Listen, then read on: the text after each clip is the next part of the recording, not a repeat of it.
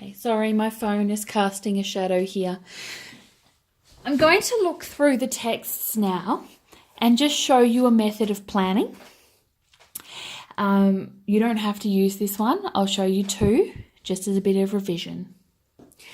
Now, when you get your text for the SAC, you'll also get an A3 page like this, and you can expect something like this for the exam.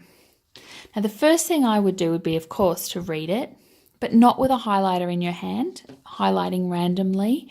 You'll just make a mess. And then when you go back to highlight, everything's already yellow. So when you first read through, translate as you need. If you need to make a little mark, that could be important, that's fine, but I wouldn't go highlighting. I would, however, now I've put this on big paper, so you have to pretend, but so I can write big. Write down the issue. What are these people talking about? Now for us, these texts are about homework. Then I would write down the two contentions.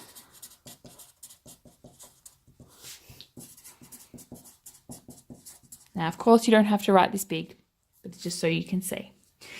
Now, what does this one here, Lisa Mayo, want? Well, she wants homework.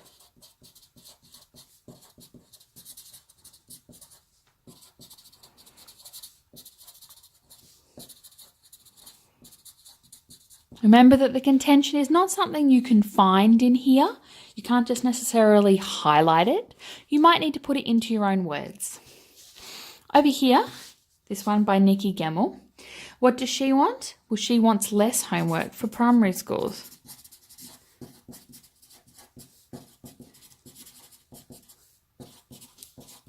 Sorry, I know that's gone off camera, but I'll bring it back over.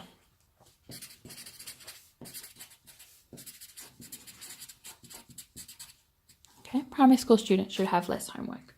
Putting them here just helps remind you as you're writing. Now, the next thing I would do would be to organise basically your 3 paragraphs. Argument 1, Argument 2, Argument 3. And then I would give each argument a colour. All right, so Argument 1 is going to be orange, Argument 2 is going to be yellow, and Argument 3 is going to be pink. Now, as I go through, I need to decide, of course, what my arguments are. Now, you may not have 3, you may have some other system, but let's talk about how homework is beneficial for children. Okay, so it has good effects.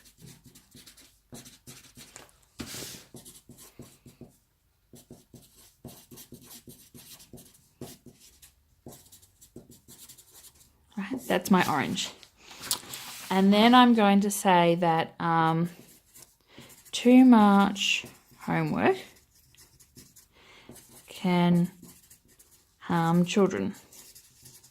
Okay, great. That's my second argument. And then, well, maybe I want this to be my comparison. Yeah, look at me changing my mind as we go along. That's good for you to see, basically. Homework has positive effects for children. Too much homework can harm children. So positive effects in general, and homework is needed to learn. Okay. All right, so there's my 3. Now what I'm going to do is get my highlighters and go through and highlight the things that are important for that argument. Okay, so that homework benefits children.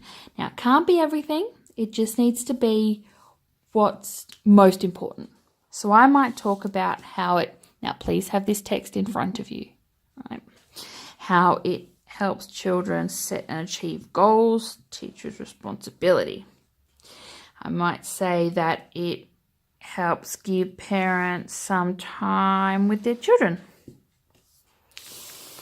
And maybe I might say it's going to make a difference, even if you don't like it, like eating your vegetables.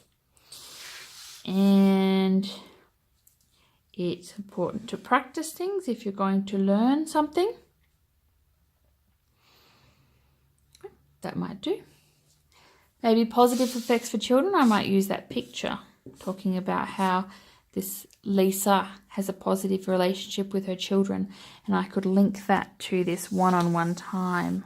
Put those together. All right, now I'm going to go over here. Positive benefits for children. I might talk about how it is necessary in high school. Okay. All right, that sounds good. It's probably enough. Too much can hurt the children. All right, so Mayo does say that it's stressful. Okay, 20 minutes 3 days a week is enough. Whereas Gemmell says it's stealing our family life, that he's a slave, that he's sucked in, that she wants, that they're not getting their time to relax. Maybe the expert from Dr. Carr, Greg, that it has no academic benefit. What about this great thumb? Okay, that should do. Oh, this fella here. Let's use our picture for that one. He's about the problem. And homework is necessary to learn. All right, so you can see how your children are doing, why they need help. We don't want them to fall behind. Sets them up for life. This professor says that homework makes you achieve better.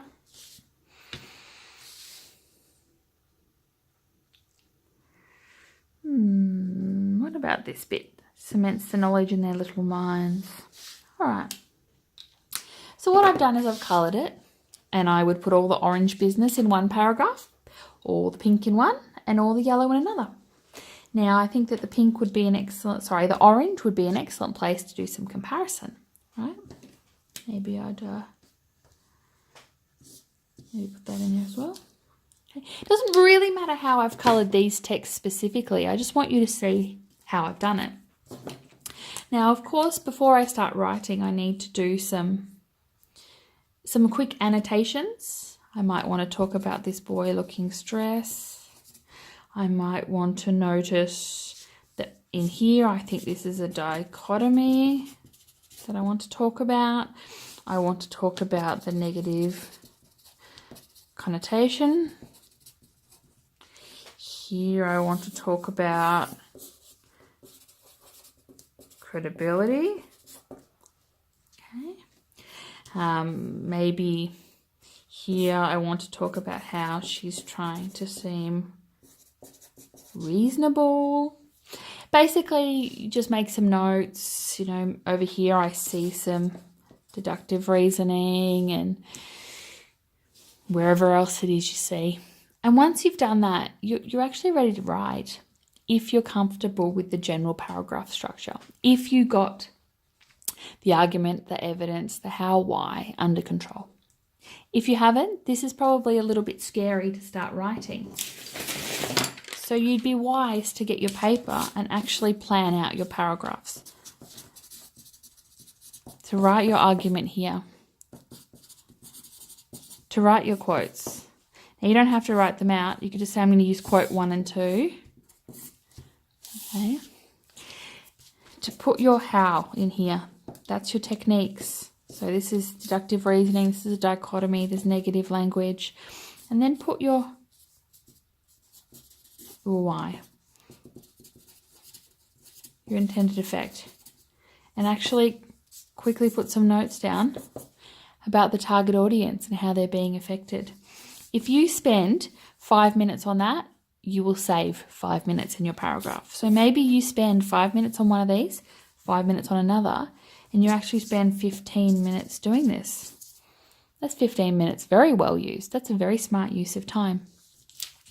But you can't go in with no plan. You can go in with something like this. You can go in with something like this.